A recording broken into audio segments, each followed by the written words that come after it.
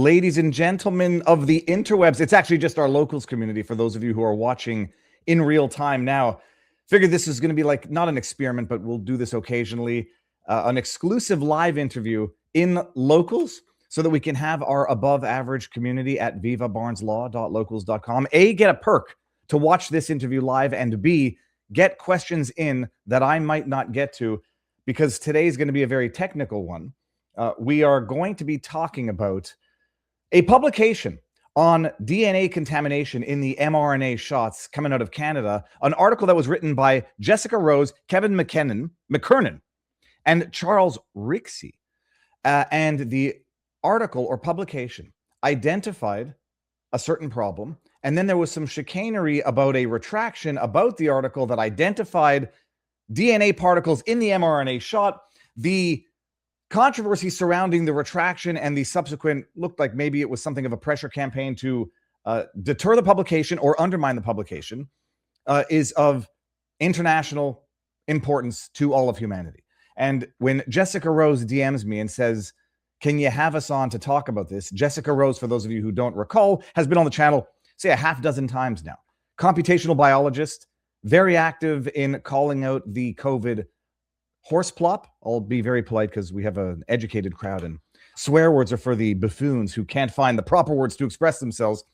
But when she DM'd me and said, we've got to talk about this, and the answer is obviously yes. And because we're dealing with people who are all over the world, it would seem, we're doing this off hours, on locals only, and everyone gets some questions in there that we don't get to, but I ask a lot of questions. And so without further ado, I'm going to bring in everybody. I'm going to start with Jess. Kevin, we seem to have lost Rixey. Where did he go? He'll come back in a second. I'll bring him back in. And we're going to start from the very beginning of this. The 30th, well, what I say, you guys got to introduce yourselves before we even get into the DNA, which Jess and I have touched on in previous episodes. Jess, Kevin, and when our fourth guest comes in, we're going to get him to introduce himself as well. Tell us who you are. Jess, go for it. Hi, I'm Jess. I'm grifting. Is this merchandise?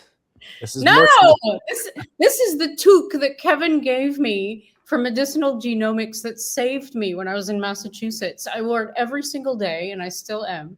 It's got a pom-pom. See, it's very nice. She made this mistake of visiting in November when it was a little cold. Yeah, no, it was very cold. It's colder than Israel.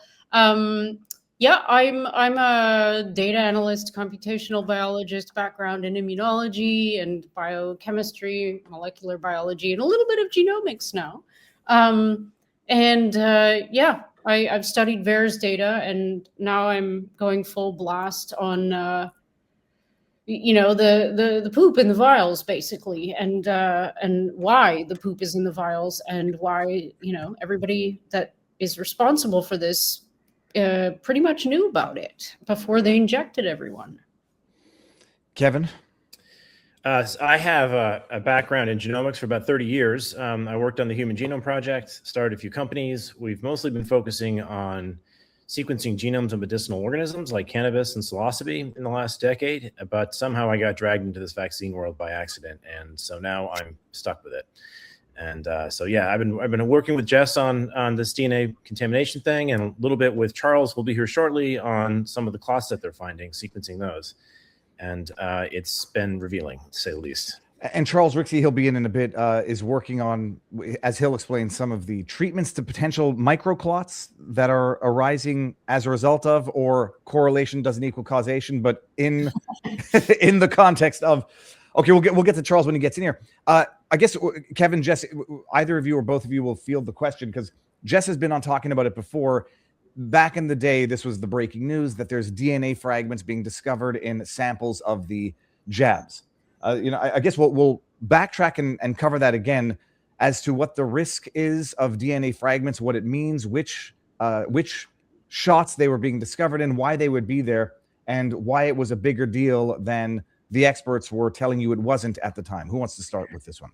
I'll grab that one, because they effectively, the reason all of this consternation is occurring is because they took a gene therapy platform and rebranded it as a vaccine, and now they're using the vaccine requirements in a gene therapy context. So in vaccines, there is oftentimes naked DNA floating around from the manufacturing process, and it's usually low in copy number and fairly large in size.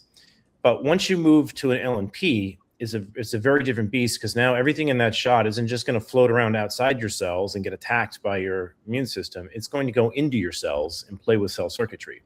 Those LNPs. And by the way, just for the lay people, sorry, Kevin, LNP is a lipid nanoparticle. These are the encapsulated fat bubbles that carry the genetic material, which is supposed to be the RNA only.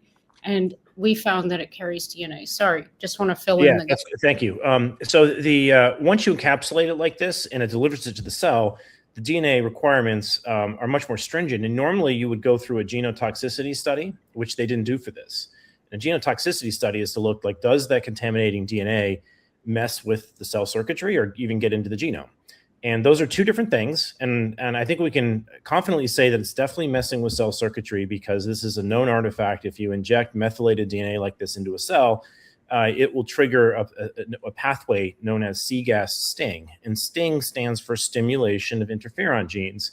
And if you chronically stimulate that, it's known to cause cancer, which is what we're doing with multiple boosters, right? So there's a very different regulatory context here that's getting ignored by calling this a vaccine and saying, well, it's a vaccine, we can stick with the old definitions of how much DNA is tolerable, when in fact they're bypassing that whole pathway with these lipid nanoparticles and getting stuff directly into the cells, which evokes an entire different set of requirements. Regardless of which one of these requirements you pick, the DNA we're finding violates all regulations. It's above even the naked DNA regulations. We're finding stuff in the hundreds of nanograms range. So it's at least tenfold over what they said their requirements were. So there's an issue here regardless, but I think it's important to know that this rebranding of this as a vaccine has given them a massive loophole, and that loophole we need to address and close.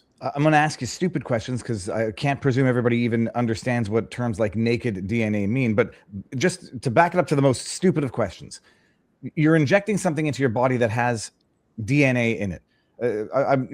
When you inject things like, I don't know, if someone takes intravenous drugs, or when they inject you with painkillers or whatever, is there not DNA in pretty much anything that would be injectable into the body? Not at this scale, no. Those things are highly purified compounds, and if it were there at all, it would be probably in the attogram level.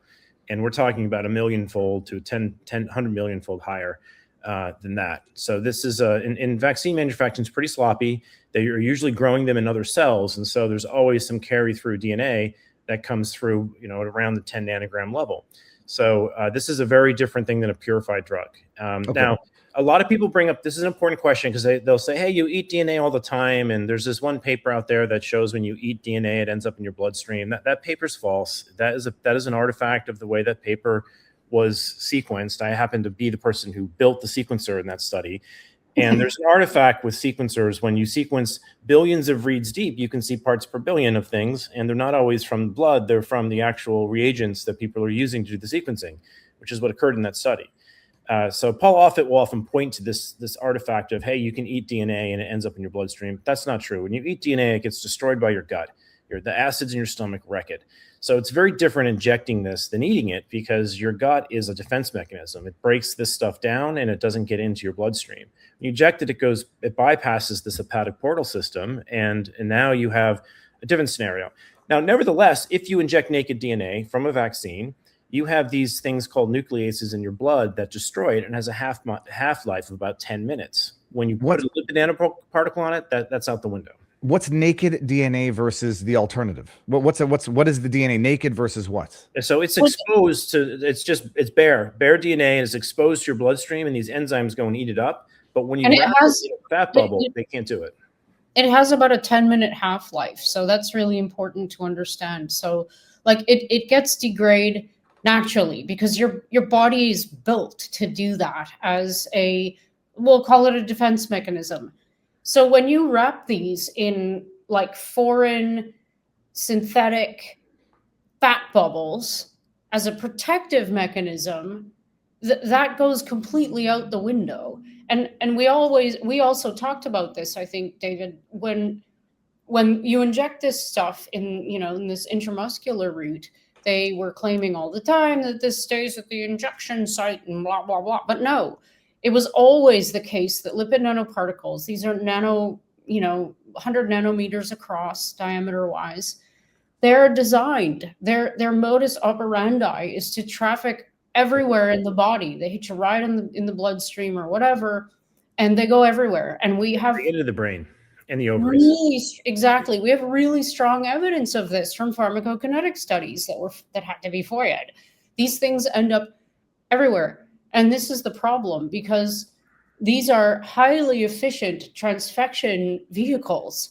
And whatever they're carrying, whether it's this nucleoside modified mRNA, which is problematic to begin with, or DNA or DNA RNA hybrids, which we will talk about, this is going to induce all sorts of inflammatory pathways by nature. That's what's going to happen. And the main problem is the numbers.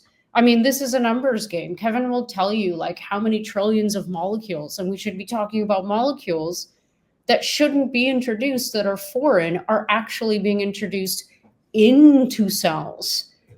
And so one good analogy is that this is equivalent of like having an encrypted email go directly to a cell and deliver content that the cell can read, versus sending a postcard through the mail that you have no guarantees it's going to get anywhere, or probably get chewed up on the way.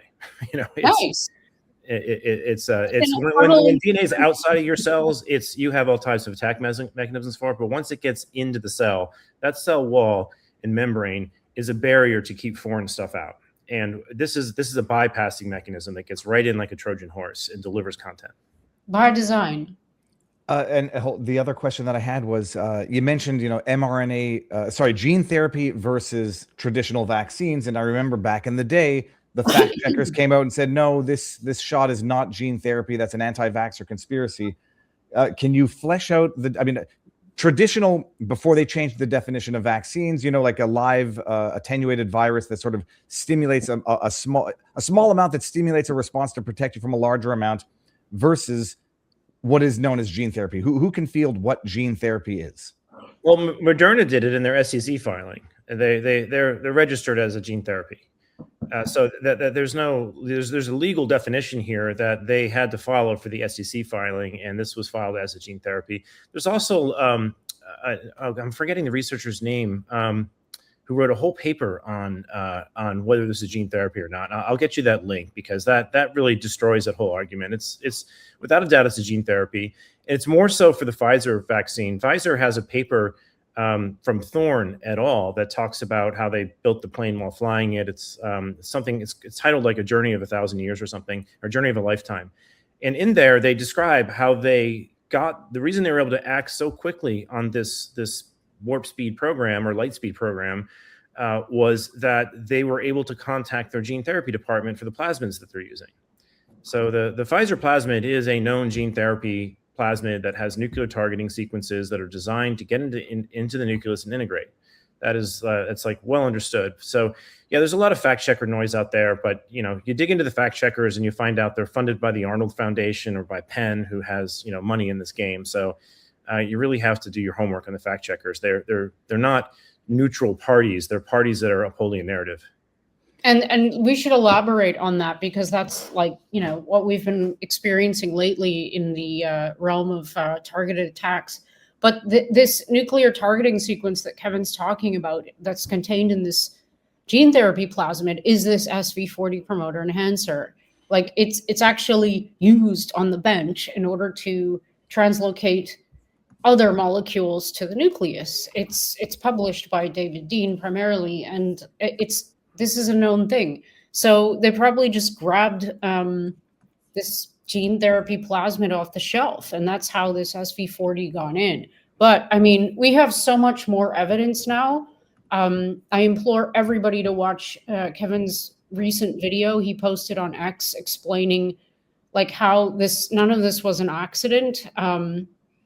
It's about time for everybody to start seeing it very clearly. There's no way that all of these things that are just, it's cumulative. These evidences of fraud. There's no way that any of this was accidental, unless, everyone's a total moron, and I don't believe everyone's a total moron. I did put Helen Benoon. I'm probably murdering the pronunciation of her last name, but Helen Benoon is the author. I put it into the chat here. This paper, this is peer reviewed, and it's, no one disagrees about this definition in the scientific literature about this. Now, peer review can have all of its flaws, and we'll talk about that later. But I've read this paper and completely agree. All right, this goes through all the different regulatory documents and how they register this as a gene therapy, and the fact that they're using plasmids that are known to be used in gene therapy, and the techniques they're using. So gene therapy, what the fact checkers are trying to do there is a sleight of hand, being like, this isn't putting a gene in the genome, it's putting an RNA that makes the product of the gene in the genome, and it may not go into the genome, right? That's not really the definition. The FDA's definition of a gene therapy is anything that makes a foreign peptide inside of the cell, and the mRNAs clearly do that. Now, does it integrate into the genome or not? That's an open debate, and that's a fair debate. The fact checkers might be correct on that debate's not resolved. We suspect these things are integrating, but there's no one really looking to prove it because there's no funding for that.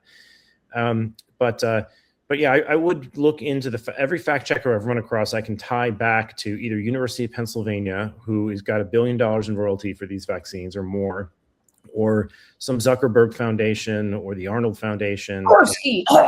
Yes, yeah, they're all basically paid distraction agents, and they're oftentimes, you look at the authors that are writing these things, and they don't have any publication history. They're English degrees that are just being paid to refute things online. Now, this might work into what Charles is doing, but so assuming it's a gene therapy, it gets inside the cell and alters it or modifies it. So what sort of consequences are we looking at as a result of what might be produced? Well, let's use Charles. I think we skipped you because you bumped out there, Charles. I think you're on mute. Yes, sorry, my internet connection is terrible. I missed the introductory section. Oh, no, just who you are, what you're doing, and then I guess we're going to get into what you're doing in terms of blood clots. But I don't know if that's the direct result of the gene therapy mRNA. Yeah, it is. Well, it's a direct result of the spike protein, which can be caused. We're seeing it in vaccinated or unvaccinated, but no. So my name is Charles Rixey. I'm a member of Drastic. So all of the COVID origin related stuff, the vast majority of the evidence that's being used by congressional investigations, by Tulsi Gabbard's COVID origin task force, originally came from Drastic. And I was involved in leaking the diffuse proposal, the EcoHealth Alliance proposal to DARPA to create a virus that looks exactly like the virus that causes COVID-19. And then I kind of naturally switched into the vaccine space for a couple of reasons. First, I'm vaccine injured. Second, in my research over the years, I came to realize that the origin of the virus and the origin of the vaccine are one story with different chapters. And so that's how I got into this. What am I doing right now? So the spike protein causes damage to the endothelium, the lining of the blood vessels, and many other things. One of the byproducts that we're seeing in what's called long COVID and is these fibrin microclots that basically are the result of damage caused to parts of your body that are then floating around in the bloodstream and aggregating over time. And so I'm sure you've seen the white clots that they're pulling out of the cadavers. Well, these could be seen as kind of the precursors to those. We've done advanced analysis of what makes up those clots, and the proportions of what makes up those clots are similar to what's in these microclots, although more research does need to be done. And we still don't know exactly how they get to that end stage in the cadavers. But what we can say is that when there's a correlation between this microclot burden in the blood and the long COVID symptoms that we're seeing. So these microclots get into different parts of your body, and if they get into your brain, in different parts of the brain, they can cause neurological symptoms. So the brain fog that you're seeing, the central nervous symptoms, the dysautonomia is what they call it, the POTS that you hear about from vaccine injured. A lot of these symptoms are driven in part, and whether in small part or in large part, by these microclots. So it's a combination of inflammation and these microclots. Charles, you mentioned in there long COVID, but I think the important thing for the audience to know that there is a shared toxicity here between the virus and the vaccine, which is spike protein. So this is really long COVID and long vax. Yes, that share these things. Yes, there's a big debate over the vast majority of time and energy is spent looking at the vaccines and the damage that they've caused, and of course today here we are talking about this RNA DNA hybrid problem, which is explicitly and specifically in the vaccines.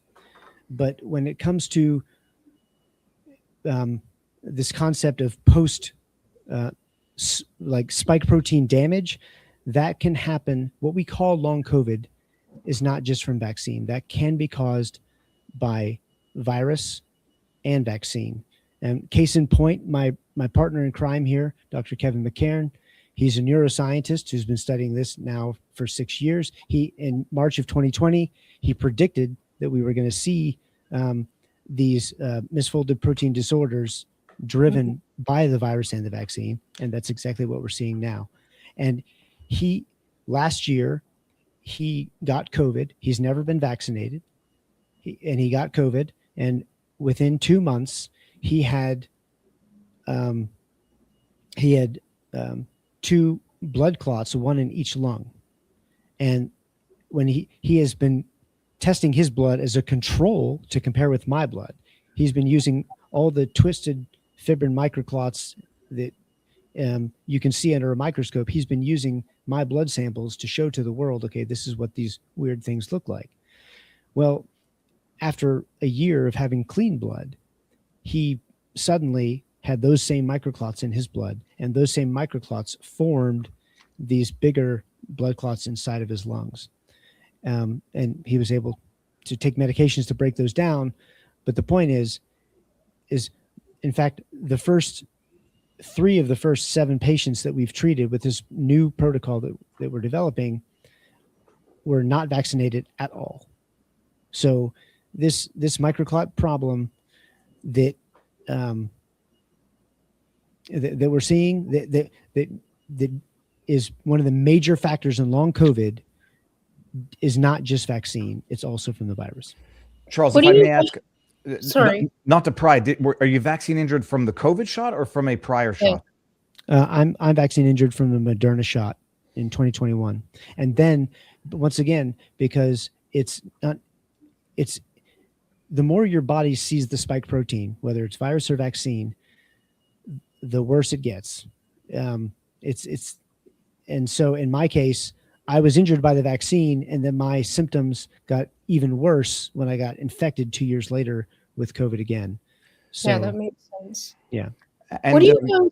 Sorry. Spike burden is one way to view it. No, I just want to get, I'm just taking notes and I don't want to interrupt too often, but the microclots, do you know what the mechanism is between the microclots as, little grains of sand versus the bigger clots? Like, do they form, is it a sticky substance that glues together? Are they hooks? Do they attract each other? How do the microclots end up producing bigger clots, if you know?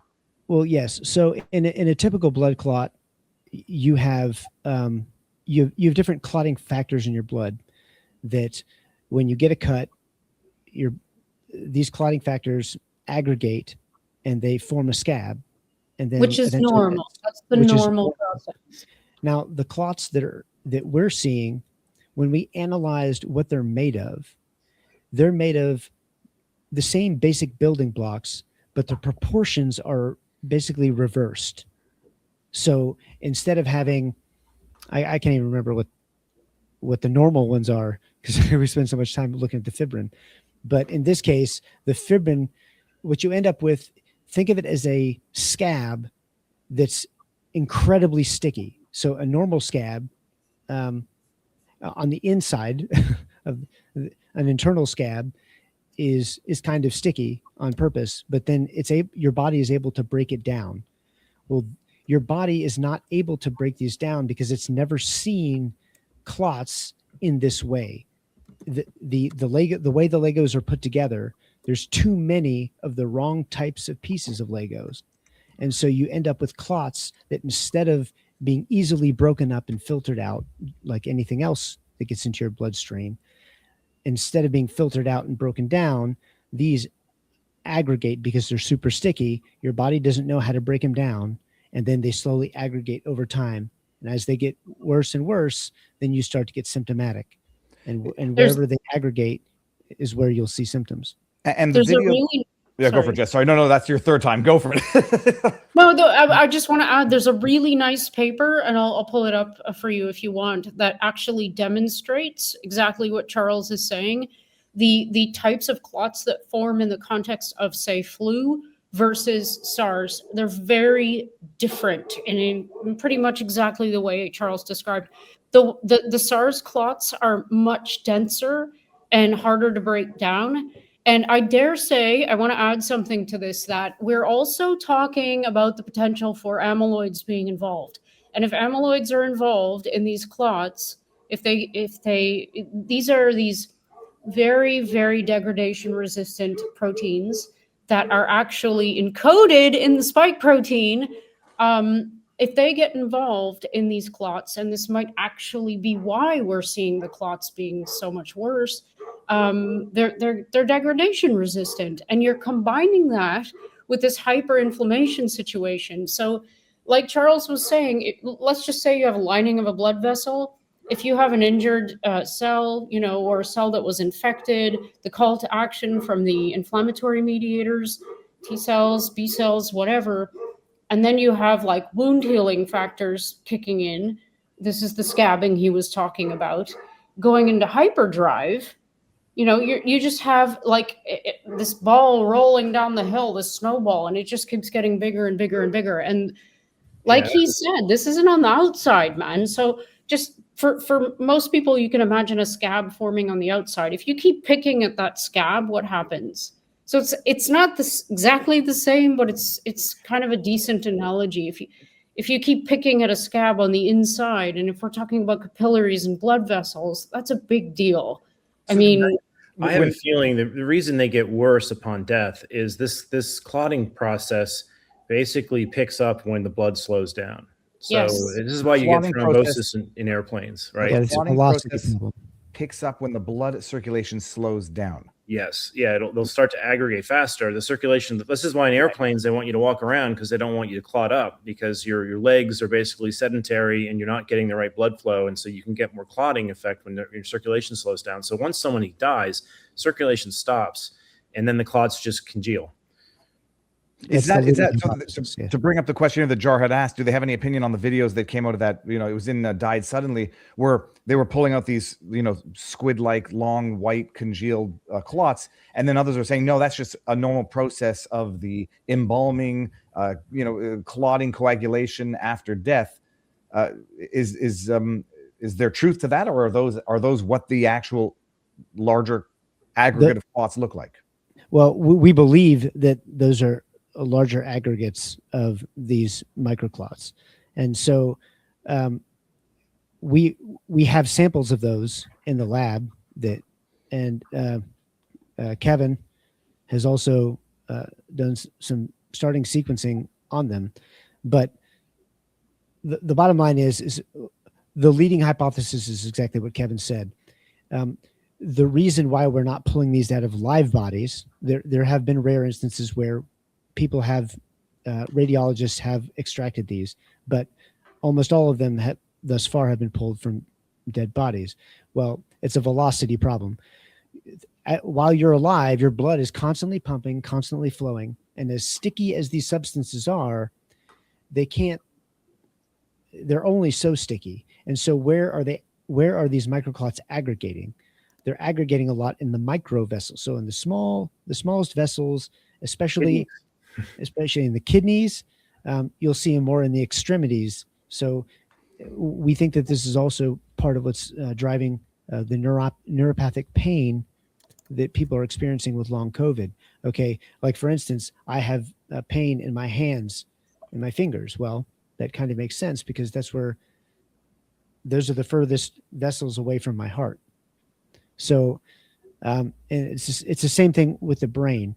Just to like visualize it. I mean, I again might be a trivial comparison, but like grains of sand in a river versus grains of sand as the river gets narrower and narrower, you're basically a rock will block a tiny stream, whereas it will just flow through a bigger, faster flowing river. Yeah, correct. And so then these things that where you get the numbness in the extremities, the POTS. POTS is when you faint when you get up too quickly, or is it the irregular heartbeat? Yes. That's well, POTS is so yes, you can faint when you stand up. You can also get tachycardia or just abnormal heart rhythms, but especially racing heartbeat whenever you stand up. Those are all POTS symptoms. And well, what I can tell you is that we've had patients that have come here with POTS symptoms, with brain fog, with tinnitus, with severe depression, with severe neuropathy in the hands.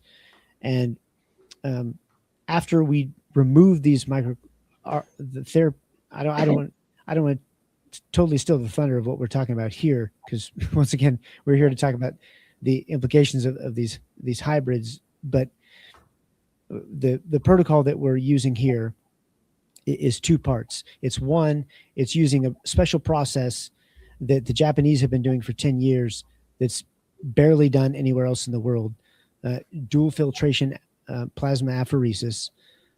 And the dual portion of that is that there's a second filter that instead of just filtering your plasma to get out some crap, you filter it a second time through a special column, a special filter, and you can use different filters. The Japanese company that produces these makes them for all different sorts of things. The ones we're using are for auto antibodies and for polyneuropathy.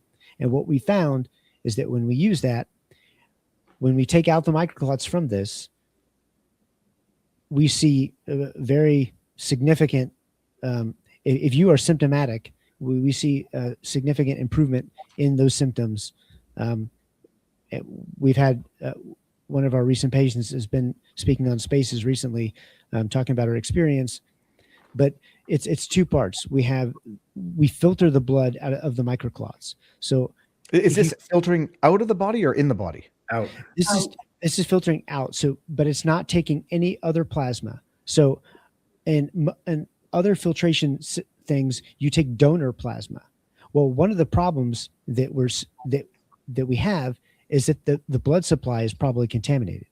I feel pretty confident in saying that because we just this a couple weeks ago in our lab, Kevin received Kevin McCairn, the Kevin that I'm working with here in Japan. It's a very similar name, but he received blood samples from a blood bank, and every sample that we tested from that blood bank had microclots in it. Wow. So what does that mean? That means that some fraction of the blood supply, if I had to guess, I would say it would be virtually the entire blood supply. But let's just say, even if it was a small fraction, some fraction of the blood supply that's being donated is contaminated with these microclots. But do you have a baseline? I mean, do you have any comparisons from before the COVID shot or COVID virus? Do you know if there were microclots beforehand and the prevalence of those microclots?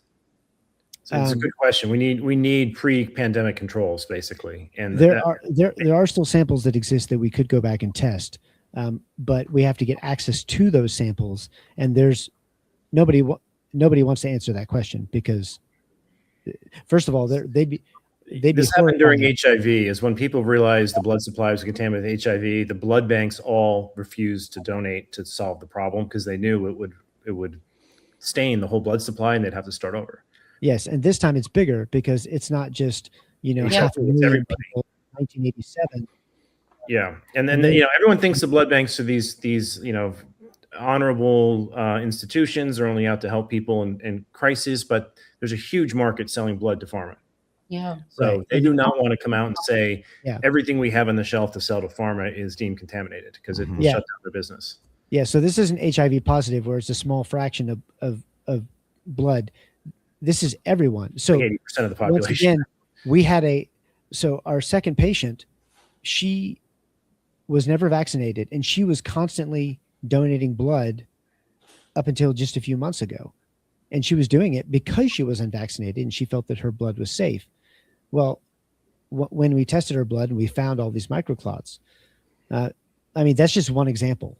Was she also COVID infected, or you think it could be a shedding effect? Yeah, that's what I wanted to ask. What's your I take on shedding?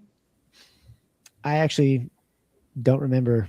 They're all starting I'm to sorry, bleed she together. probably got very few people evaded the virus, so she's Well, but that's, and also it's not to say the variable. It's presuming that the microclots are going to be more or existing where they weren't prior. Like, someone might come on and say, "Well, there's always microclots. You test any blood sample, you're going to get microclots pre-COVID or post-COVID." No, Yes. well, so that's what they're going to say, and that's why we need to have pre-pandemic samples, which do still exist, and they could go back and test them, but it's going to be very difficult to test them.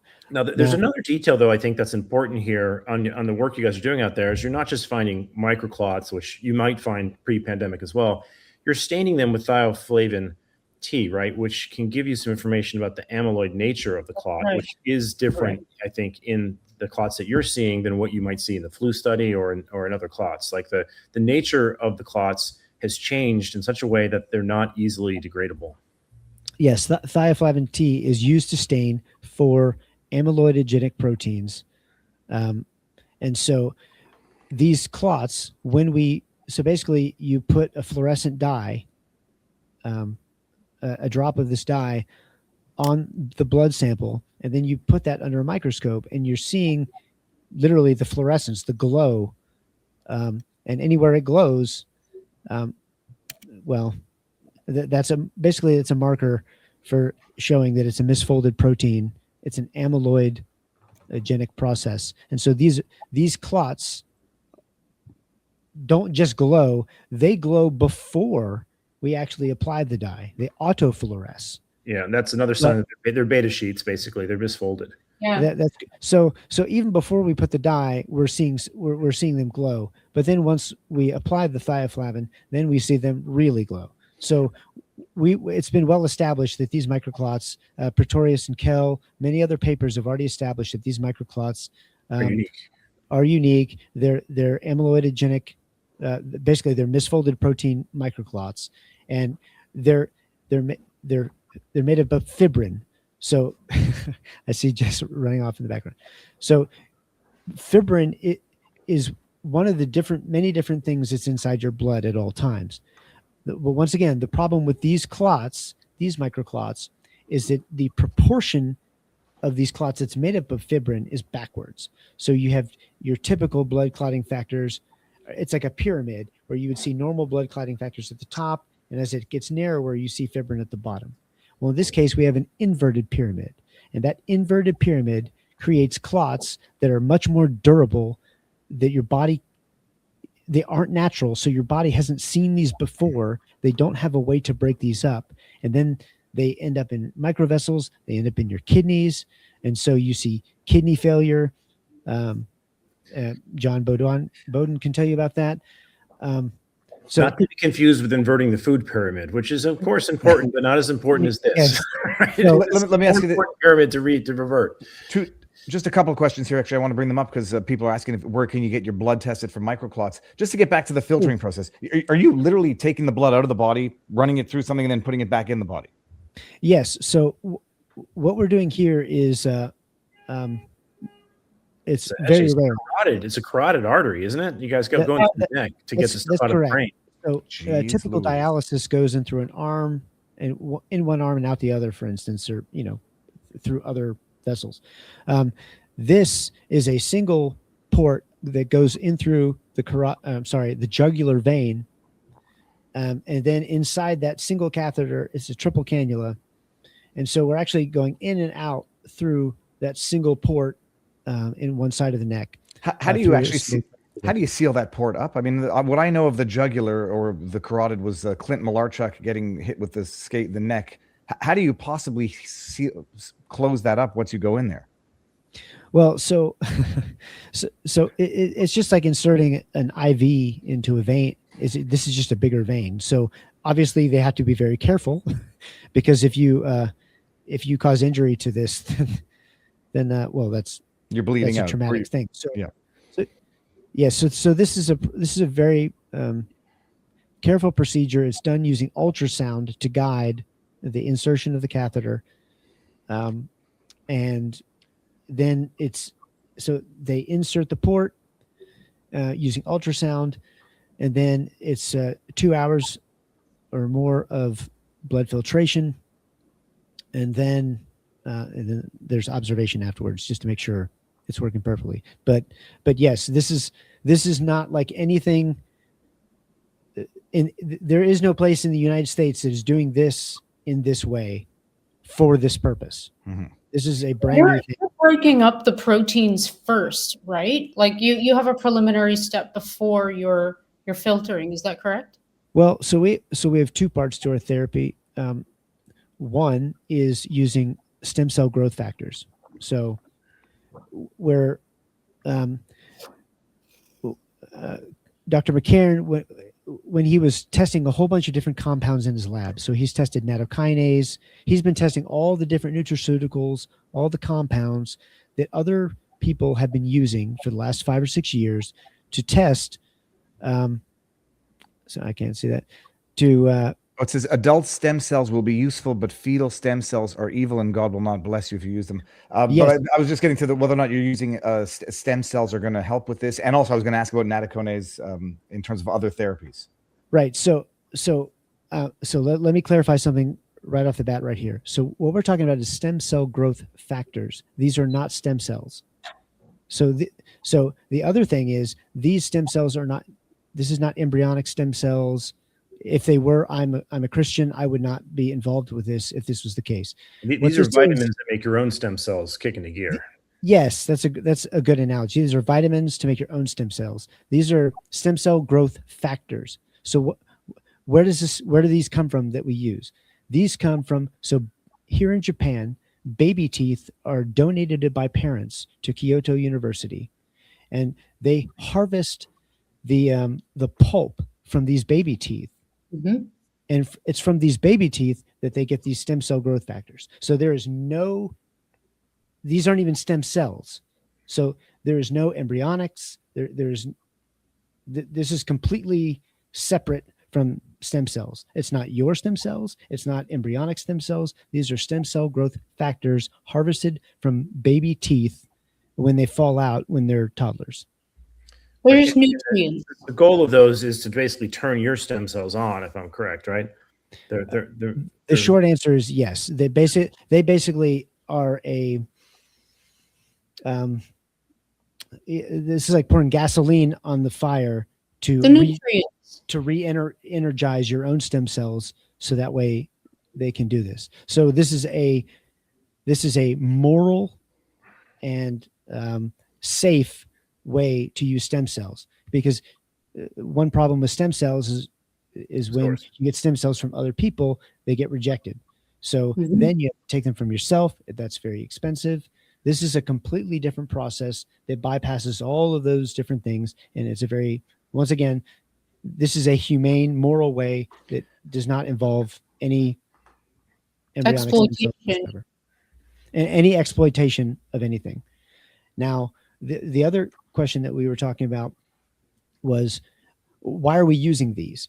Well, we're using them because Kevin, in his laboratory, he's been testing for several years different compounds to try and break up these microclots. Mm-hmm. Now, because they are amyloidogenic, which in amyloid, it just means a folded protein, and amyloidogenic disorders are just disorders caused by misfolded proteins.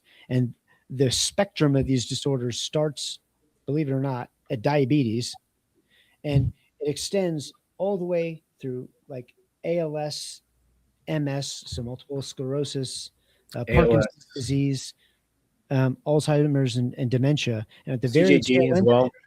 You know, at the very far end of it is Creutzfeldt-Jakob disease or mad cow disease. So all of which are prion disorders. These are all misfolded protein driven disorders. So once he realized that the spike protein was causing these amyloidogenic cascades, so it's this spark that leads you down this path to one of these issues. We were trying to find a way to break these apart. Yes. Can I interject one thing? Sure. If people haven't read my Substack on this, it's very important to understand that misfolded proteins can teach other proteins to misfold. So it's exactly what Charles said. It's a cascade. It's a catalyst. Exactly. And the spike protein itself has amyloidogenic peptides inside there. So that is the spark. And there's no doubt in my mind that this is what's happening. So you're effectively having some other of your proteins being taught to misfold, which, enhances the cascade. And this actually goes back to Charles' original diffuse proposal leak, which demonstrated the furin cleavage site they put in uniquely to the virus, which wasn't in other coronaviruses, is one of the amyloidogenic peptides. That's right. That's why everyone is like, this looks bioweapon-y. Well, bioweapon where the long-term effects, even if you assume that thesis, are going to be 10, 15, 20, 30 years down the line, if you're talking about things like mad cow disease, senility, Alzheimer's, ALS. So just a very, if we're getting conspiratorial, and there's good reason to, a very long-term scale to reduce the global population. Well, it's not conspiratorial. So my background, I spent a career in the United States Marine Corps. My job in the Marine Corps was nuclear, biological, and chemical weapons defense. And I was good enough at it that I became an instructor. I even rewrote the curriculum that we taught to our new warrant officers. So I taught them how to do our job, and then I rewrote the curriculum on how to do that. So I was pretty technically sound on this prior to. And so what we would consider this as, and what I've considered this and argued for in congressional to congressional investigators and to the to Tulsi Gabbard's task force, is that the spike protein is an incapacitating agent. Now, everybody thinks of a bioweapon and they think, oh, well, Ebola, bleeding from your eyes, 50% of people die when they get this. Yeah, mushroom cloud, instant event. But a better weapon is one that takes a long time. Well, right. When in the bioweapon space, you don't really want that, because A, you don't want that blowing back on your own people, and B, there's no plausible deniability. If something breaks out, like in 1979, anthrax leaked from a facility in Russia and a whole bunch of people died. Well, there was no way. They tried to claim that it wasn't bioweapons anthrax, but it was obvious because for many reasons. But for an incapacitating agent, think of it this way. If I'm on the battlefield, I was in Iraq in 2005 in Anbar province. And if we're on the battlefield, the insurgents quickly learned that if you kill somebody, that takes that person out. But if you injure a person, then 5 or 6 other people are going to go drag that person back and then triage them. And that's going to take 5 or 6 people out of the fight instead of taking one person out of the fight. So the same thing is true with a bioweapon. If you want to really impact a force, you don't want to do it in a way that's just going to kill off some people quickly. You want to overwhelm a system. The same thing happened with the Tokyo subway attack in 1995, where they used sarin gas. Only 12 people died, but the hospitals got overwhelmed because 5,000 people went to the hospitals because they were afraid that they might have it. Well, now what we have with the pandemic and with the vaccine is we have an incapacitating agent that is short, medium, and long term. In the short term, it kills people with weakened immune systems. So elderly people, that's what we saw. It was highly attuned to the lungs. So we saw lots of old people die from secondary pneumonia. Then we have medium term. What's next? Autoimmune conditions. You have immune dysregulation and everything that flows from that, and strokes and other things from these microclots and other Kidney factors. failure. And kidney failure. What happens in the long term? In the long term, you have these misfolded protein disorders and cancers. And that really kind of takes us full circle back into what we're talking about here, because not only did you have the virus, what we're really talking about is the spike protein in the virus of the vaccine. This spikeopathy is the best name for the problem that we're experiencing here, because the spike protein can cause short, medium, and long-term damage. It is an incapacitating agent. And then what did Fauci go ahead and do when even if, let's presume that Fauci was completely innocent and had nothing to do with the creation of this virus. He got a pardon. He's which isn't true. Well, it's not true, but even if we pretended that he was completely innocent, he knew when he saw the spike protein for the first time, the sequence, he had to know by then that it was the product of bioweapons research. Why? Because it contained a minimum 6 different elements from the diffuse proposal that I helped leak, but there's really like 25 or 30 engineered elements to this. Here's the key.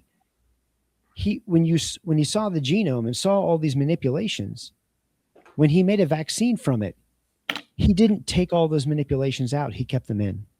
But if I may, the bioweapon, Chinese bioweapon, a U.S. globalist, or pharmaceutical, just so they can have patients or people to buy their products for the next 50 years. Well, think of it. Let me just restate it, and I will kind of answer the question itself. So Fauci saw, so it doesn't really matter who created the virus, because even if it was China, Fauci committed a crime against humanity when he took this bioweapon product and created a vaccine from it, retained all the amyloidogenic peptides, all the furin, all HIV. These different things, all these HIV inserts and everything. He knowingly retained all those things and then injected 4 billion people with an mRNA version of this. And then there were additional non-mRNA versions of this. So even if he didn't create the virus, it was still a crime against humanity to take that product of bioweapons research and inject it into billions of people. So there's still an open debate as to who funded it, right? So there's possibility that his fingerprints are on making the virus as well. Right. But my argument is that it doesn't matter, because there's 2 crimes. I mean, it does matter, but we don't need to know the answer to the origin of the virus to know the origin of the pandemic, or to know the origin of the vaccine pandemic. The vaccine pandemic. Well, so now I guess this does bring us right back to the beginning. But when you say, creating the vaccine from the flaws or from the elements of the virus itself, flesh that out as we bring it into DNA being in the manufactured samples. That I sort of understand conceptually, that they are now if it's a man-made virus with specific unnatural elements to it. Narrow from a virus with specifically engineered spike embedded in it. Correct me if I'm wrong. That's what I believe.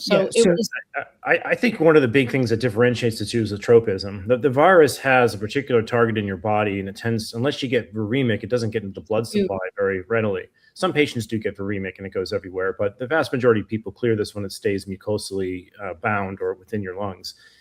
The injection goes everywhere. So that brings on a host of other artifacts, because the injection can reach your adrenal glands, your ovaries, your stem cells. It can reach your heart, it can reach your brain, and does so more frequently, I think, than the virus does. The other thing that's different is the dose. The virus has been known to give you about 1 billion to 100 billion virions at peak infection that takes about 9 days, right? Now, each virion has about 25 spikes. So you can do the math on how many spikes. It's 25 billion to 2.5 trillion spikes you might get across 9 days, mostly localized to your upper respiratory tract. The injection starts off at 14 trillion mRNAs and goes to 42 trillion with Moderna. All right, so we're already a log scale higher in mRNA, and each of those mRNAs could last. We're finding papers that find them 17 months out. So there's probably thousands of spike proteins made from every one of the mRNAs over time. So there's a persistence problem, a biodistribution problem, and a dose problem. Now, what is causing this persistence of mRNA is what brings us full circle here, is that now that the shots are known to have DNA in them, DNA is known to last longer than RNA, and there are elements in the Pfizer vaccine that can continue to make RNA once that DNA is in your cells. All right, so Pfizer has a promoter on their plasmid that's contaminating the vaccines that is a mammalian promoter that can make spike RNA. That's the SV40. Well, SV40 is one. The other one is the CoLE1 origin of replication that's in both Pfizer and Moderna, unfortunately, is also a cryptic mammalian promoter. And when we do sequencing of these vaccines, Charles and Jessica came to Beverly to do this, we're finding thousands of base pair reads, fragments of DNA in there that contain both of those promoters and some of the spike. So this is a mechanism to have a perpetual spike factory inside your cells. As long as the immune system doesn't attack those cells and destroy them, it could be making spike mRNA for much longer than just the 48 hours they promised. So one thing that scares us about the vaccine is that it has a higher likelihood of getting to immunoprivileged stem cells. These are stem cells your immune system has been taught never to clear. The virus probably doesn't get there very easily. Whereas when you put a lipid nanoparticle in with DNA, it can transfect those stem cells that are basically cloaked from your immune system, and they can become permanent spike factories. What happens if they become permanent spike factories? You probably end up calling up Charles and Kevin McCarran to get your blood filtered. You're just persistently producing spike, like ad infinitum, as long as you're alive. And it's also probably more likely that your germline cells and stem cells are affected, which makes it a generational issue. So it's just the probability is probably higher. Maybe not, but maybe. Women only have, at probably their teenage years, have like 300,000 oocytes, and those decay to probably 30,000 in their older age. So there's a fixed number of those cells, and some of those biodistribution studies were showing 1% to 5% of the LNPs getting to the ovaries, and that ends up being billions of LNPs that are going after 300,000 oocytes. So I do think they're probably getting to the oocytes, which is why we have a fertility issue in the IVF clinics. And we may, no one's sequencing deeply to find this, but we could see this in the next generation. It's just no one's looking. So one of the other things that Charles said is, and I've looked at this a lot, this original chicken recipe that I call it, the injection spike coating material, is coming directly from this bioengineered virus, this SARS-2 thing, which contains this furin cleavage site, which SARS-1 doesn't have, and all the other, sarbecoviruses don't have. There are fingerprints around it too. I mean, Kevin and I have written about this endlessly. There's no doubt that this was made in a lab. Who cares why? They're probably going to back it up with saying, well, we have to create an antidote so that, in case it happens, but that's not the true story. They're going into caves. They're picking up shit that never probably would have been discovered by any large group of people. They're playing with it in a lab, and they're making new things. In a city, next to a train station. Exactly. You couldn't do a dumber thing in the world, then let's go get exotic viruses and shove them in New York City. Yeah, exactly. And then blame it on people who are actually doing good research. Yeah. Anyway, so yeah, it's using this same template, which contains these amyloidogenic sites. It also contains these, I've written about this a lot, these peptides that induce molecular mimicry. And this is why we're seeing so many autoimmune conditions.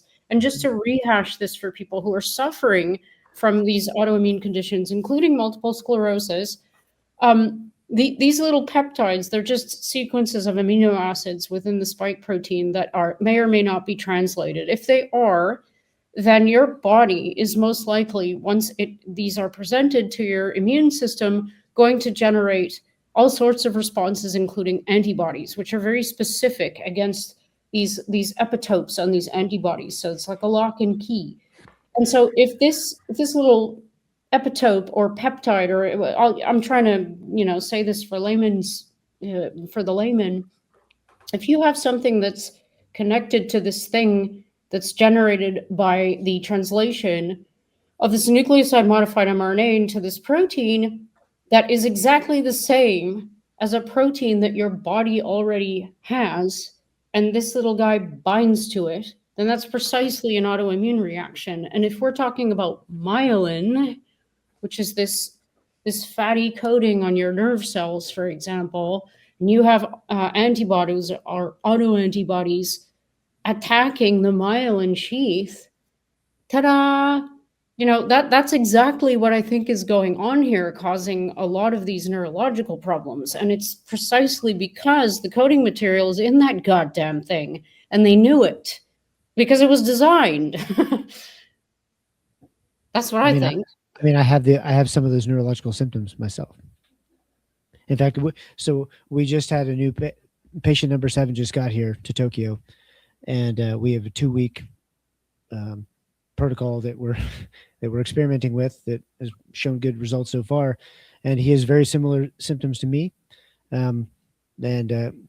We literally, I just came from having a midnight snack with him, and we were talking about this, and he's having these localized twitches, muscle twitches, and I'm having the same localized muscle twitches. Just one of our many symptoms, of course, but what would be a leading driver of that? Demyelinating syndrome. So I'm not just researching this. I'm also a patient, and this is one of the things that makes me so motivated to. So does your therapy include like anti-inflammatories, Charles? Like, are you doing something about like the flushing out of the autoantibodies? Are you like targeting that as well? Because that would be really cool. Yes. So what it goes through this second filtration system is specifically targeted at polyneuropathy and autoantibodies. Wicked. Yeah, I can show you later. I can show you behind the scenes, like the actual stuff that we're using from the manufacturer. Okay, cool. I guess, this might be now, we've gone a big roundabout, but this has been fascinating. So now back to this. So all of this relates back to the DNA that's in the jabs, Moderna, Pfizer. You guys, the 3 of you put out this paper, which you put it out when, in September? Or, I guess you've been working on it for a while. You put out a paper basically identifying the problem, and then some chicanery takes a hold of it, and it gets pulled or retracted. You're going to have to give us the context as to what happened while you were working on this paper and post-publication. Yeah, so there's a bit of a history here. It started in 2023. I put out a preprint that got heavily attacked because the vials that we sequenced from were just anonymously sent to us, and we didn't have good provenance in the vials. So we worked with David Speaker in Canada to get vials that came straight from a pharmacy, to repeat it and publish it. And that went into a peer-reviewed journal that was instantly attacked by PubSmear. And their mechanism of attack was to put the paper through AI and create some hallucinations and send those into the journal. And the journal now has it under investigation. We've shared with the journal that, hey, the person who did this admitted to the hallucinations being false, and so take that into consideration. But that process, from what I've heard from others who've been through it, could go on for a year. The paper's still live. It just has a flag on it saying it's being investigated. Now, in the course of that investigation, this journal happens to have a peer review policy where the peer reviews are confidential. We wish they weren't, but that's their policy, so we've abided by it. One of the reviewers then tried to leak the peer reviews, only one side of the reviews, his criticisms and not our defense, and he leaked them to Retraction Watch. And in doing so, he wasn't very IT competent, and he left his name in the metadata of the PDF file. So Vaccine Mole, I can't remember, somebody online figured this out. I think it was Frank Stadler, actually. Oh yeah, that's right. Figured this out and was like, hey, the author is this guy, Ralph Marszalek, who happens to be funded by DFG, who funds BioNTech. What was he doing as a reviewer on your paper? He should have been rescinded his responsibilities there because he's conflicted. He's also the author of a paper called Kaiser et al. That's trying to refute our work. So he got very angry that our paper said something different than his and pointed out his errors. And then he went on a tirade in our review, which we countered and the journal accepted. He never called for retraction or for denial of it being published. He asked for edits, which we did. And then he ran to Retraction Watch and told them that he denied the publication. Why is this out? That caused the journal to come clean, saying you didn't reject this paper. You asked for edits and we gave them to you. So you're lying to Retraction Watch. Retraction Watch now needs to retract their watch, but they won't do that.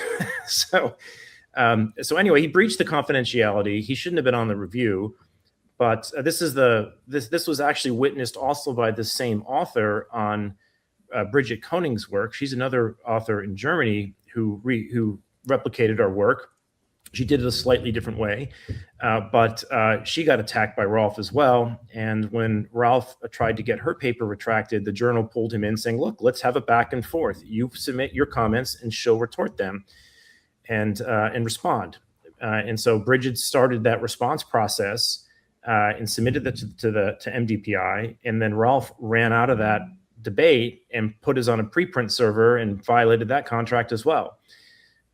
So they're not playing by their own rules. They're violating COPE guidelines and doing things to subvert this. Now, fast forward to today, or back, I should say, November, when Jess and Charles came to Beverly, we started sequencing more vials from Japan that Kevin McCarran got us, because Japan is almost entirely mRNA vaccinated. They're the most vaccinated country in the world. They have like 80% of them got 3 doses.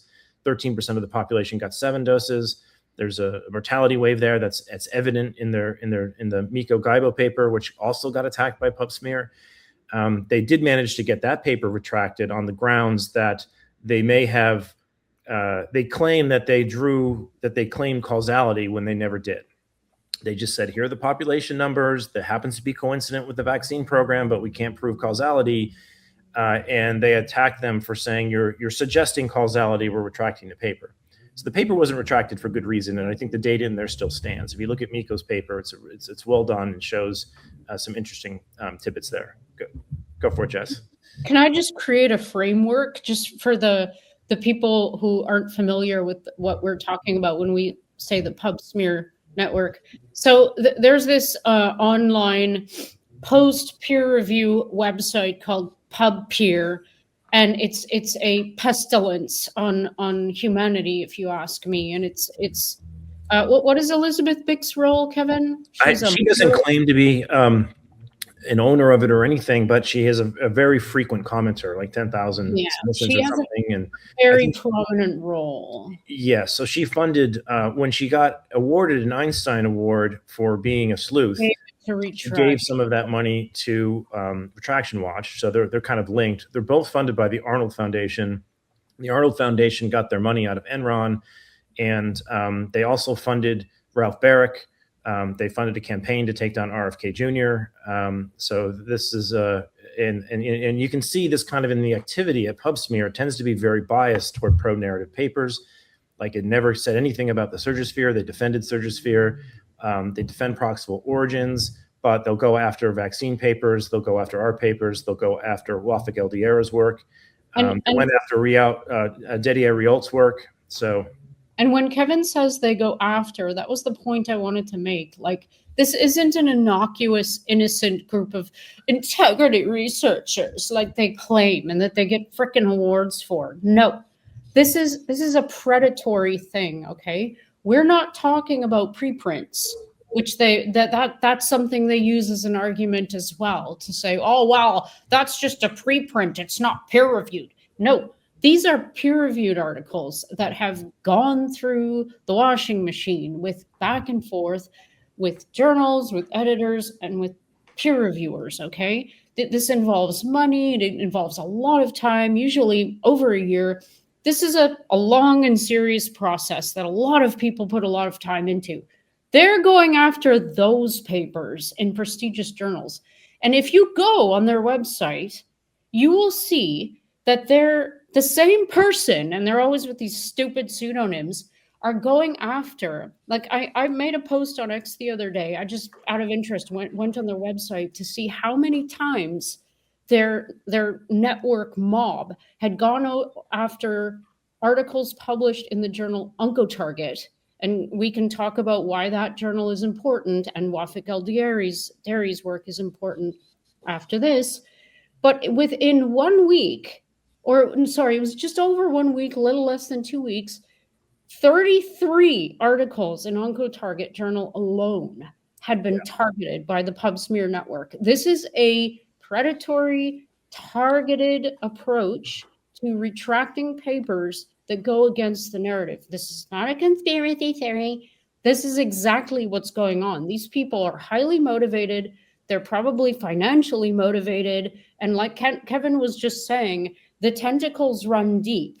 And if anyone has been paying attention to everything that's going on now, it's become pretty clear to people who are looking that, you know, the people who are running the show here do not have good intentions, and they are very powerful. Yes, they have one other person they fund Vinay Prasad, who Marty Macri recently pointed at as being the person who rejected the black box warning on the vaccine. The Arnold Foundation has money going in there too. So they have a lot of tentacles into the system. So yeah, they've gone hard after this. Like that first paper that we published, this is peer reviewed and published in Autoimmunity. That's me and Kevin and David Speaker in Canada. We went through the ringer. We got like 5 or 6 desktop rejections, which means that you submit it to a journal for peer review and they outright say, no way, we're not touching that. Yeah. We went through all that. And after it got like published, that's when the attacks started coming down really hard. And now we have another paper with Charles, which is definitively going to show the world that we were right about why the DNA is in there in the first place. And we still haven't talked about that. We'll get to that. There's one chapter before we get to that I think paints the target on that paper that's going to come out, because it will get attacked too. So Wafik El-Diari, maybe 20 months ago, published a paper showing that the spike. Tell everyone who he is, though, Kevin. So he is the director of the Cancer Center at Brown. There's a gene in the genome named after him called WAF1, because he charted out the P53 pathway. P21 is another gene in there as well. He's like as big of a deal in the science. 115,000 citations, like decorated career. Everyone knows him in the cancer field. Everyone and he's really nice, by the way. Yeah, it's a great guy. And he never had any of this type of attack before, but once he published a paper showing that the spike protein downregulates P53, and that, by the way, the same spike protein that's in the virus is in the vaccine, that one line attracted the mob, and they couldn't take down that paper. So they went after his papers from 20 years ago, where many of the authors have now left or are deceased or are in chemotherapy or, you know, whatever. Which means they can't defend themselves. Yes, and they're going after typos and little details in these papers that don't change the conclusions. You might find a photograph that looks similar to another one and claim, I think those are the same, but they never show their methods. You know, and this is what's asymmetric about it, is that we have to have our conflicts disclosed, show all of our methods. They have to be reproducible. In the attacks, you don't know who they are, you don't know what their conflicts are, and they don't describe their methods for doing any of this image analysis. It's all trust me, bro stuff. And the journals, for some reason, tend to react to this. Part of the reason I think the journals are reacting to it is many of the journals have now hired a research integrity office to deal with these people. And those people are now involved in PubSmear making comments. So there's like this closed circle of people in the journals working with PubSmear to take things offline after the fact. And the reason this makes sense to them is they make more money doing it. When papers are desk rejected, no money is exchanged. Once your paper is accepted, you usually pay $3 to $5K to get it published. They would rather reject you after that because they've got your copyright at that point and they've got your money. So it's much more effective for the pharmaceutical industry to let the preprints go through journals and retract them later, because then you wreck the career reputation of the person, you take their money, and you take their copyright. Because none of this, like Kevin, just sorry to interrupt, like you just alluded to, none of this is based on like critiques of the actual conclusion. It's always nitpicking and or fabrications. Like in our case, literally a fraudulent post on the pub smear thing, page of our paper made by this pseudonymed idiot is the reason why our paper is currently under investigation by the editor of Autoimmunity. Currently, this is after your the first issue was that the vials you got were no chain of custody, so nobody could they could question where they came from way back in the day. This article it got peer reviewed, it got published, it showed that there was DNA in the jabs as a result of either manufacturing defects or whatever, peer reviewed, published, and then after that they go to I'm trying to look up what the retraction website is, Retraction Watch. Yes. Yeah. It gets retracted after peer review publication. It hasn't been retracted yet. It's actually under review, but that's their goal. Okay. Make no mistake. Okay. And now I guess do we get to why there's DNA in it? I mean, Jess, I know we talked about it the last time. Yeah, it's because of hybrids and their bad enzyme. So I don't remember if we talked about this before, but like did I ever mention to you RNA DNA hybrids? These weird things. Yeah, but refresh my memory on that. Okay, so I'll give you the loose translation, and then Kevin can fill in details. So during the production process, they switched to this process 2. You remember what that's all about? No. Okay, so instead of the DNA, okay, first of all, the clinical trials were based on process 1. This was a big fraud. The process 1 product came from amplifying the spike protein using PCR, okay? So there wasn't any of this poop shit. Like there was none of the E. coli plasmid stuff. They switched, with the excuse that they needed to upscale to the E. coli plasmid system, which is just a cheap and effective, time-consuming or not time-consuming way to make a lot of spike DNA, because you insert this little gene into this circular DNA plasmid, into the E. coli bacteria. The E. coli bacteria double, and because they have an antibiotic resistance gene, when you add your antibiotics, you only get the E. coli that are carrying your gene of interest. Then you do an in vitro transcription reaction, which converts it to this nucleoside modified mRNA, because you add in your N1-methyl pseudouridines.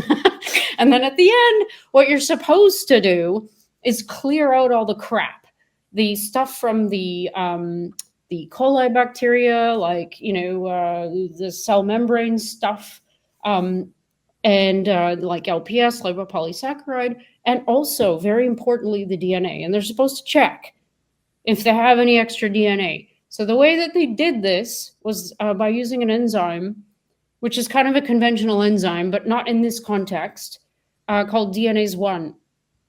And that doesn't break up what we are saying were a huge result of this process, which were the hybridization of RNA DNA. So you have your DNA template, right? And you have your nucleoside modified mRNA, which is the byproduct of in vitro transcription. And these guys stuck together like they're complementary, right? They're Exactly. opposite. The sequences are the same on either side of those strands, and so they stick to one another by design. And the enzyme is not designed to take care of RNA DNA mixtures. Was known in 1997. Yeah, so they used an enzyme that intentionally left the spike DNA behind. And I say intentionally because the next enzyme down in the catalog tells you, use this if you have RNA DNA hybrids. It's from the same manufacturer. That's the same. So they picked one that would leave the DNA behind. I think they did that because they need it as an adjuvant. DNA is a great adjuvant in a vaccine. And then, as Jeff's pointing out, that DNA does do a good job destroying the CAN gene, which is where they told the regulators to go look for the DNA. Is, hey, go look over here. CAN means canamycin, which is this antibiotic resistance gene that is encoded in the plasmid. And that's for the purposes of the selection of the bacteria carrying the plasmid? Just for the people who don't know what the I have a video that describes this whole thing that's on Twitter just yesterday. That it's like 40 minutes long, so I don't want to burn 40 minutes here redoing it. But the main point is they knew this was a problem, and they directed the regulators the decoy test to not find it. And it's much different between process 1 than process 2. Process 1 was what the clinical trial was run on, and then they switched to this new process in process 2. And they have a similar decoy problem in the process 2, in that this CAN gene is getting destroyed 100-fold more readily than the spike, and the spike DNA is still there. And the spike DNA is really relevant here because that is the DNA and the RNA that we're finding in all the persistence papers. So there's about at least 5 or 6 papers out there that show this in heart tissue, in the Krausen paper. It's 30 days out. It finds it in the lymph nodes 60 days out in the Roentgen paper, 28 days in the plasma in Castruta, in breast milk 5 days. It's in placenta in the Gonzalez paper, and the OTA paper sees it in cerebral arteries like 17 months out. Those people are all looking for spike, and spike is what they can't see in the regulatory system right now. They're aiming in the wrong spot to count the DNA. This kind of ties back to why there might be persistent spike that is creating these clots that they're now having to filter out of the blood. But I think one other detail of the story I think it's really important to hit on is that it's been escalating, this attack, and that the most recent paper from Wafik Eldieri in Charlotte, I keep mixing up how to pronounce her last name. It's Cooper-Wasson. She's from Tufts, and they put out a paper that summarized like 69 different studies out there that have shown cancer after vaccination. And then they also looked at some epidemiology papers from Italy and Japan that are, I'm sorry, maybe it was South Korea. I may have the country wrong there, but there's 2 large epidemiological studies looking at cancer post-vaccination. So they published that into OncoTarget. OncoTarget then gets hit with a DDoS attack. Their website gets taken down. Did you hear about this, David? No. Yeah, this is just last week. In January 3rd, I think they tried to publish this. Their website gets nailed. Now, on the journal's website, they accuse PubSmear of doing it, which is, I can't verify that. I just read that on their website. I was like, wow, that means whoever did this attack did a naked DDoS, which is pretty stupid. They used their own IP address to do it. So it was such that it was traceable. And so the FBI has been contacted about it. And this is now escalated to the point we're taking their papers and we're etching them into Bitcoin and putting them onto Nostr to get around the DDoS attack. I think they're, as of yesterday, I read that they're now live. They finally got them live on the site, and the papers are now starting to circulate. But during all of this, when they were getting attacked and silenced, Wafik was contacted by Pfizer, by a recruiter. And he put that email public.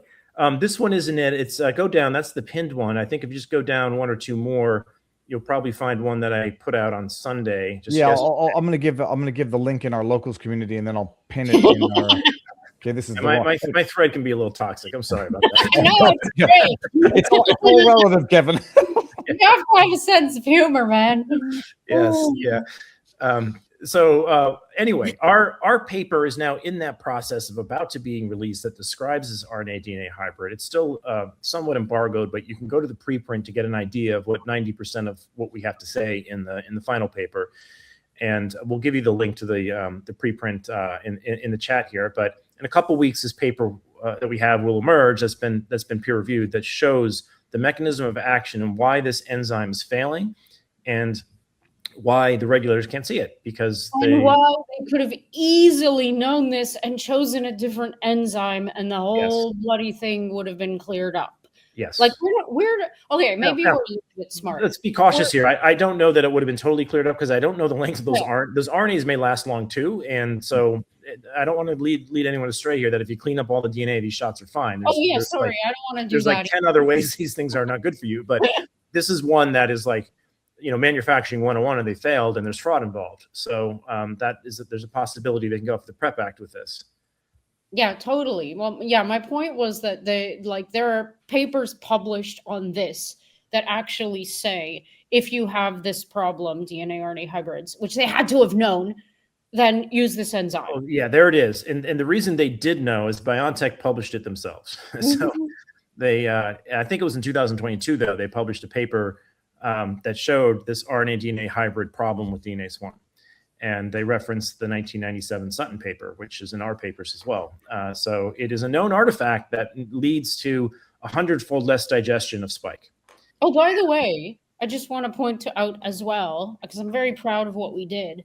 The three of us, thanks to Kevin and his generosity in leading Charles and I along the path. And CHD chipped in after the fact. Yes. So I want to throw out shouts to shout out. Yeah, we did some Oxford nanopore sequencing. We did fluorometry and qPCR in 2 days, and it was on Veterans Day. Charles is a veteran, so it was awesome. We did this in 2 days. We literally, we had a hypothesis. We came up with an approval theory, and we basically proved it with 2 days of hard work. And that was PCR, fluorometry, and sequencing.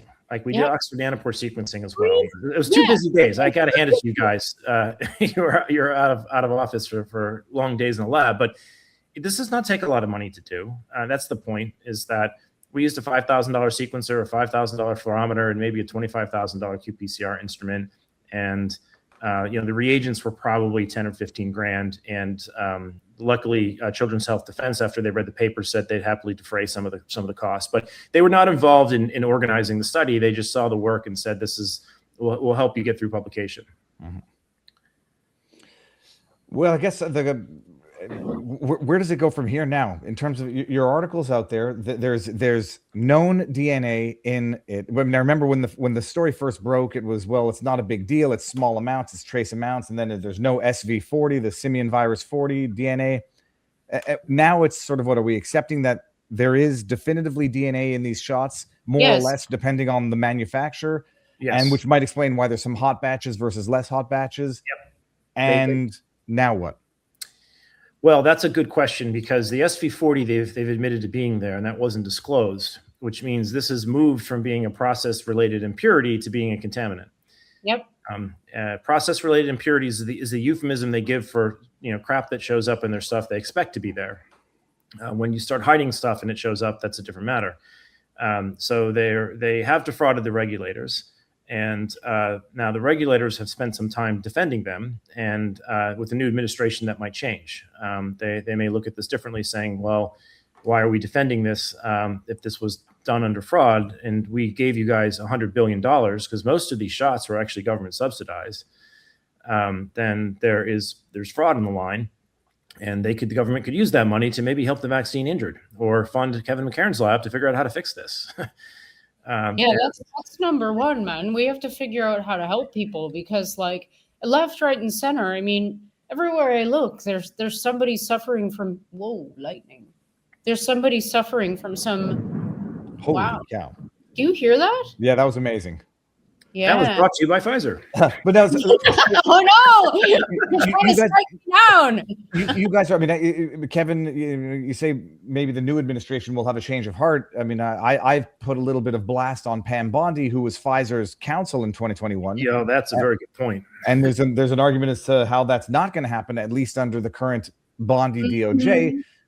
Also, the Bondi DOJ has not reinstated Brooke Jackson's key TAM fraud lawsuit against Pfizer, where she was, bringing all this up in terms of their crappy trials, but we weren't even at the mass production of hot batches. That was process one. Sludge. Yeah, that was process one. So hers is a good canary in the coal mine to see what happens. I mean, I hope they're successful in getting Pam to recuse herself based on her prior Pfizer relationships, and that we get a different attorney general in charge of her case going forward. But that's something you have to probably refer to Warner Mendenhall on that. I'm not totally up to speed on the legal status of that case.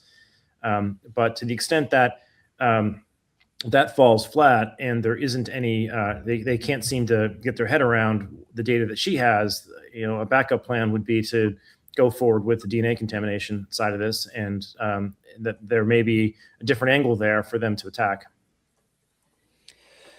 Did I forget to ask anything that was particularly relevant to this latest publication? I know I want to poke in terms of what's coming up in terms of your publication, but I won't go there. Did we miss anything critical on this particular? No, I think story? there will be an expanded version of this. Both the journal and CHD are going to do a deep dive discussion on this once it comes out of embargo, and we'll be able to be a little bit more transparent about what's in there. But until then, I think the best recap is that video you just showed and our preprint.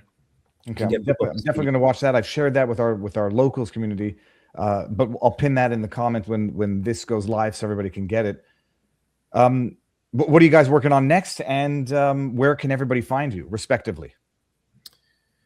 Well, I have actually Jess, myself, and David Speaker have another paper that's in review right now that is going through just following up on why other papers are coming out that can't see this because they haven't considered this issue. The RNA DNA hybrid thing has confused. Two other papers have come out, but both have conflicts. They're funded by vaccine companies, but they've gone to measures and say we don't see anything, but it's because they're not paying attention to this RNA DNA hybrid thing. And some of the methods that they're using aren't really fit for task. But a lot of it comes down to people critiquing fluorometry. And my video will explain to you why that critique is invalid. Is that the fluorometry is actually used by Pfizer to measure the dose of the drug. So for them to claim you can't use it to measure the DNA when they use it to measure the RNA is incoherent. And we go through the reasons why for that. So we have a paper coming out that will go through the critiques of a prior paper that tried to refute all of this as to what's going on in that study, why the instruments they're using don't have the right sensitivity or the right details, and some of the conflicts that are involved. It's by ACHS et al. If you guys want to look it up, Nature lapped it up. It was funny, and I expected that they were going to take that and run around and cheer with it. But we even submitted comments on their preprint about the flaws in the paper. They ignored them all and went ahead anyway. And we put out a preprint as well describing the flaws, and they ignored all of that and still plastered it all over Nature. So that paper needs to be addressed. I've never been published in Nature. You have or haven't? I haven't. Oh, I've not only been published there, I've also been ridiculed there. So I got both. When we sequenced the cannabis genome, they called us Cheech and Chong. So I've got that on my resume. But yeah, Kevin, your newsletter on Substack is nepelectone, right? The pentalactone is the compound in catnip. I'm sorry, I should have picked the Substack name. No one can pronounce it and remember it. We're cat people. Before I forget, there's a few questions up in our locals community here. Let me make sure I get the tip questions here. Kevin, what do you mean by getting your blood filtered ozone treatment? This might have been for Charles. The filtering. So I think we got that. The filtering of the blood, the therapeutic ways of breaking it down. Charles, you did talk briefly about nattokinase. I know that they were that's one of the bigger things that's talked about in terms of treating spike protein. Well, other than filtration of blood in a facility in Tokyo, what can people do if they're concerned about spike proteins in their blood? Well, so what they're referring to right here is when they say ozone treatment, they're referring to EBU, which is extracorporeal blood ozonation and oxygenation, if I remember correctly. That's a very common treatment that's being used for long COVID patients. I've been through it twice myself. What we can say pretty definitively is that does not work very well. And that ties in with the nattokinase thing as well. So the reason why the stem cell growth factors were selected is because Dr. McCarran went through and tested a whole bunch of different compounds, nattokinase, dozens of different compounds, to see what worked to try to break up these clots or to prevent the clots from forming in the first place. And the only thing that he found that worked was these stem cell growth factors. So nattokinase. So the big thing that we're doing is for the previous year, Kevin has been receiving in his lab hundreds or more than 100 blood samples. So I put in the chat a link to the website where you can go, anyone can go there and you can follow the instructions. It has the links to where you can purchase on Amazon a slide, a diabetic lancet. So you just poke your finger, you take a little bit of your blood, you wipe it on the slide, you put it in the mailer. You literally just follow the steps in there. I think there's even a video. You follow the steps, you mail it to that address, and we will look at that blood. We'll do that for free. If you want to get a one-on-one consultation with Kevin, where he literally does a Zoom call with you, and he shows you under the microscope your blood live as he's going through it and explains the results. He's asking for $150 just to do that, but just to send the samples in and to add them to our database is free.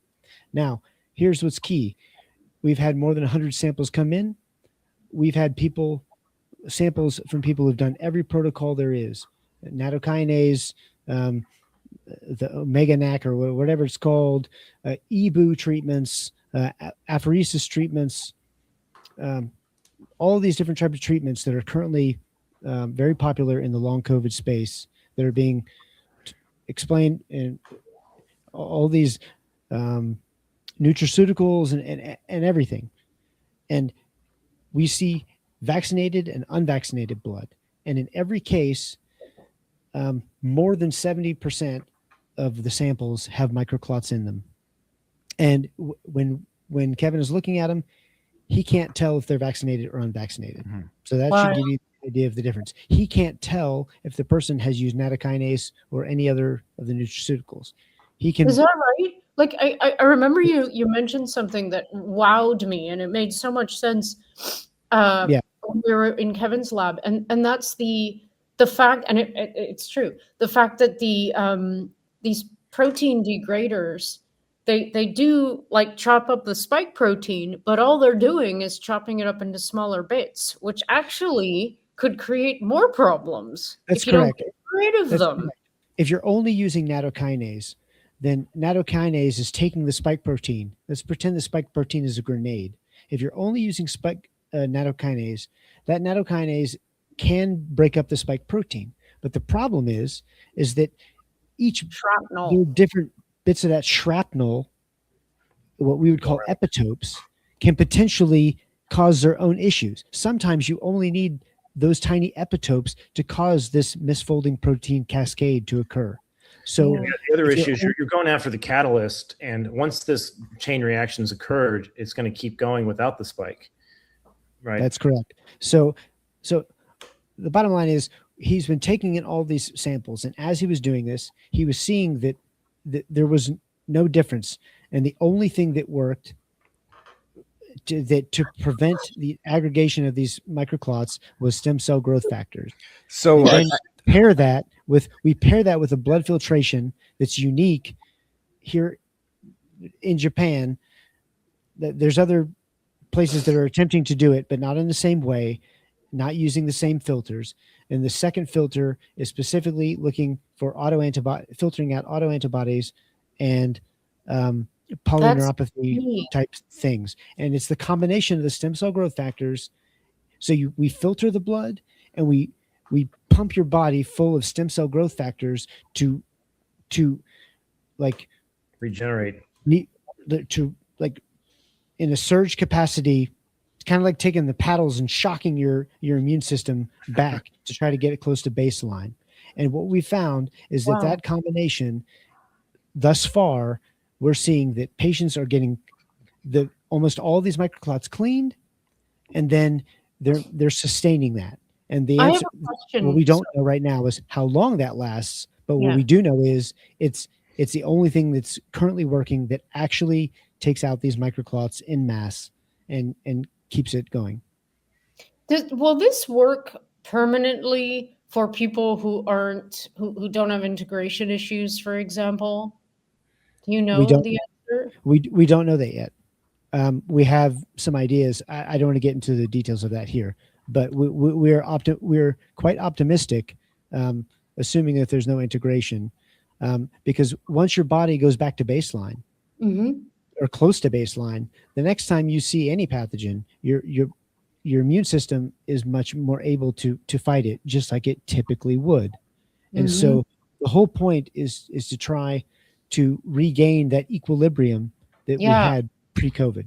Be very curious to see how Nurse Lindsay does through this, because she's been very open and her name is out there. So I'm not violating any HIPAA here, but She's been open about her being treated with this, or about to be treated with this. And she's someone who is in the Yale study that contributed to that 709-day spike positivity and is still spike positive. I don't know how far she is in now. 1,500. Yeah, 1,500 days years. Or so. And yes, we're currently in the process of raising money to have her come out here and go through these therapies as well. Yeah, but, there's actually a GoFundMe. I sent some money into the GoFundMe for that. So if people want to contribute, that would be very nice to see what happens with her. Kevin, give me the. So what are we doing? Oh, you go for it. No. I'll get all these links and I'm going to put them all in the pinned comment just so everybody can and get them themselves. Sorry, Charles, go ahead. Okay. So just to kind of bring this all back together, why was I in Boston in November learning sequencing from Kevin? I was doing it so that I could come back here and teach the other Kevin how to use the sequencer that we have here, so that we can, we have dozens of vials that we can look for DNA contamination to do further confirmation tests. B, we have white fibrous clots that have been pulled from cadavers that we also want to test. And then we have other things that we want to use it for. So, but what are the primary things we're doing in our lab? We are taking blood samples in to look at the scale and scope of the problem when it comes to if we look at the population, how many people have the microclots, how bad are they, etc. And then obviously we've, in the last 4 or 5 months, we've moved into this phase of, we're looking at the scale of the problem. Now we're doing experimental therapy that seems to be working. And we're taking blood as soon as they get here, after their first blood filtration treatment and after their second blood filtration treatment. And so over the course of the 2 weeks, we can see before and after of what the impacts are. And thus far, we're still building enough data to put together a paper, but thus far we've seen dramatic improvements in the symptoms of long COVID sufferers, both vaccinated and unvaccinated.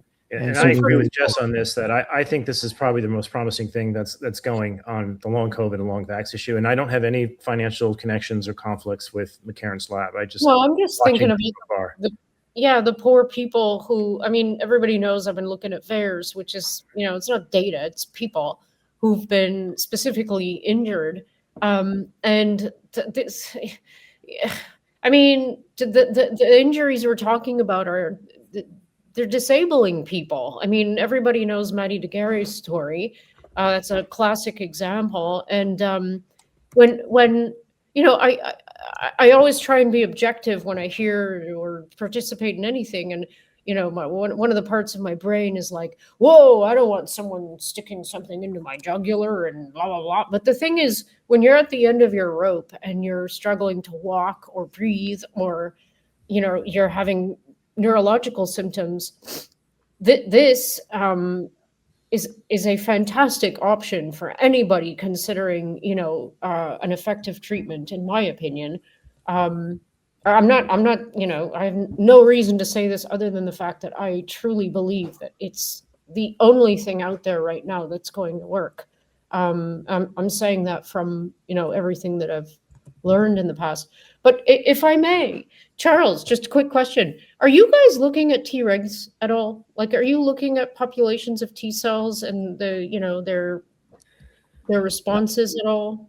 No, we actually just got a MagPix, so we are going to be able to do cytokine panels, but more advanced stuff than that we can't do. So just in case people don't know what I just asked, like T regulatory cells are like,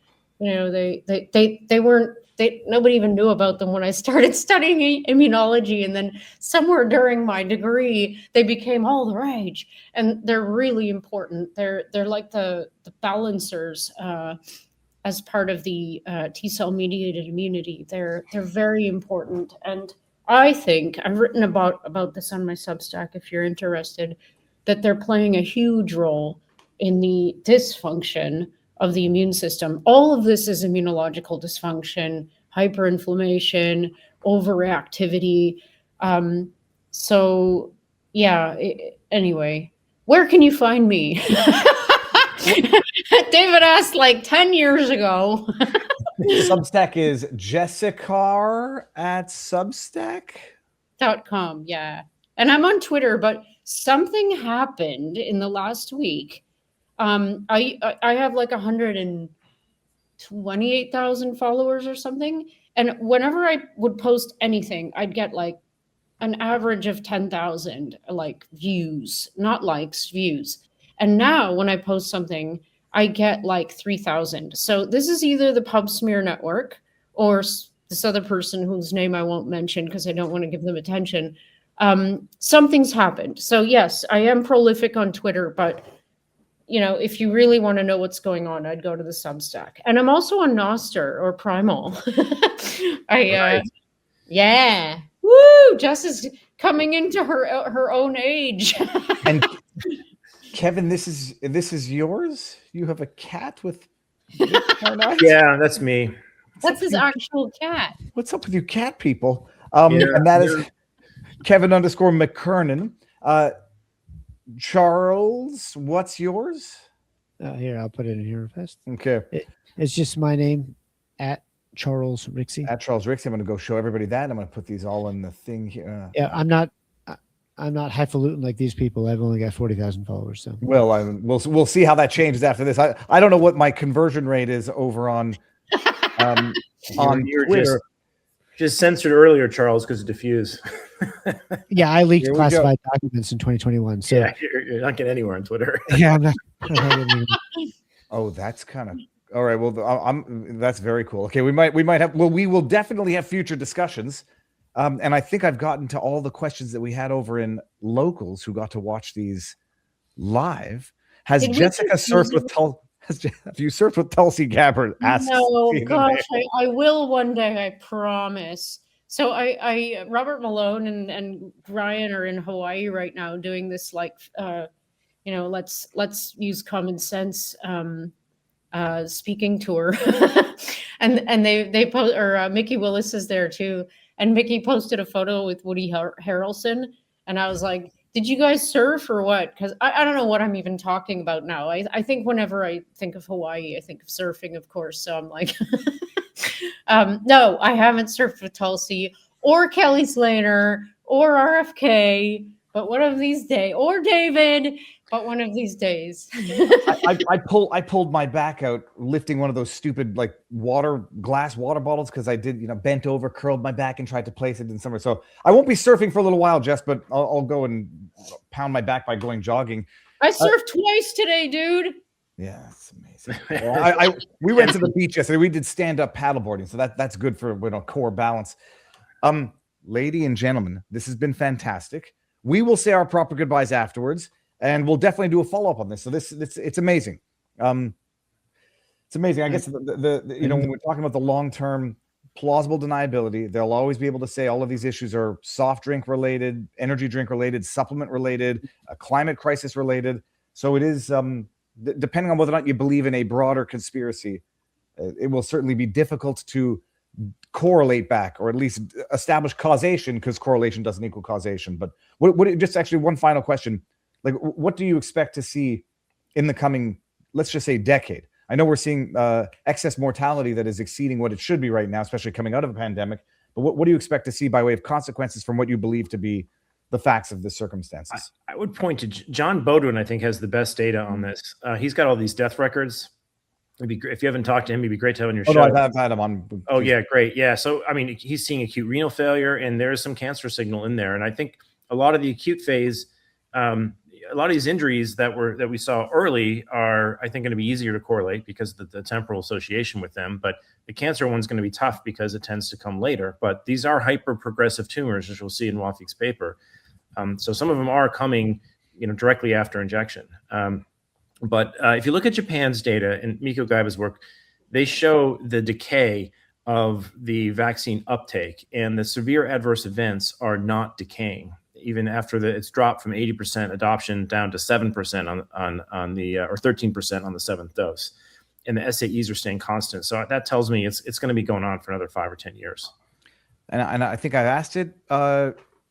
Contamination. I think the answer was don't know definitively and doesn't matter. But was the contamination purposeful or through negligence of manufacturing processes? Well, they certainly hit it well, and intention gets hard to nail down as what's in someone's head, but you can sometimes gauge people's intentions by what they spend their money on. And Pfizer's out buying cancer companies in droves. So they bought Seagen for $43 billion and Trillium Health for $2.3 billion. So they know it's happening and they're preparing for it. And also, you know, they can deny it until they know. And we have proof that they know, just for a specific example, this SV40 promoter enhancer. And then when they start denying that it's there at level, you know, blah, blah, blah, whatever they're saying, it's not functional or there's not enough of it to make a deal, then they're culpable. Like that's when it becomes possible, I think, in a court of law to prove willful, you know, intent. Like it's almost impossible to prove, like Kevin said, because you almost have to go inside someone's head and then go inside a jury's head and like show them that this person was thinking this. But I mean, the proof is in the pudding. It's clear they hit SV40. That does not get erased from an annotation map unless someone intentionally deletes it. So that got hidden from the regulators. Amazing stuff. Okay, we'll say our proper goodbyes to locals who got to watch this live and to the internet that's watching it now. Snip, clip, and share away. Check out all the links, and thank you guys. It was amazing, and we will definitely do this again. Oh, great. Thank you. All right, peace out, everyone.